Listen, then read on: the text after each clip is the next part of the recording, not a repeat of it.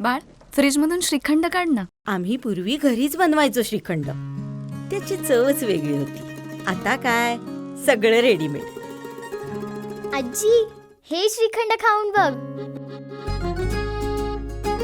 आज तुझ्या आईनं घरीच बनवलं की काय?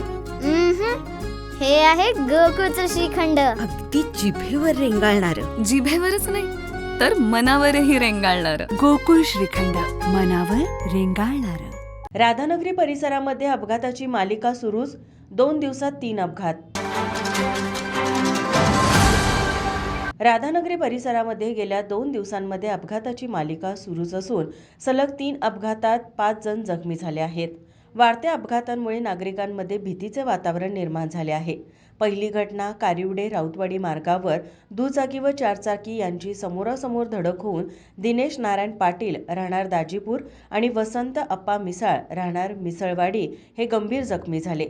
स्थानिकांच्या मदतीने दोघांना उपचारासाठी रुग्णालयात हलवण्यात आले. दुसरी घटना ही फेजिवडे येथील असून सायंकाळी 4च्या सुमारास झालेल्या या अपघातात हसीना अल्ताफ चोचे वय 35 आणि अल्ताफ शौकत चोचे वय 40 दोघे राहणार फेजिवडे हे जखमी झाले. दरम्यान रात्री 9च्या सुमारास वन्यजीव विभागाच्या राधानगरी कार्यालयासमोर आणखी एक अपघात घडला.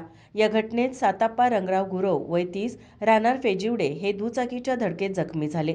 स्थानिकांनी त्यांना उपचारासाठी राधानगरीतील ग्रामीण रुग्णालयात दाखल केले. सलग 2 दिवसात झालेल्या अपघातामुळे परिसरातील नागरिकांमध्ये भीतीचे व चिंतेचे वातावरण निर्माण झाले आहे. या मार्गावर वाहतूक नियंत्रण, वेग मर्यादा तसेच सुरक्षा उपाययोजना तातडीने करण्यात याव्यात अशी मागणी स्थानिकांकडून होत आहे. माझा महाराष्ट्रासाठी राधानगरीहून स्वप्नील कांबळे.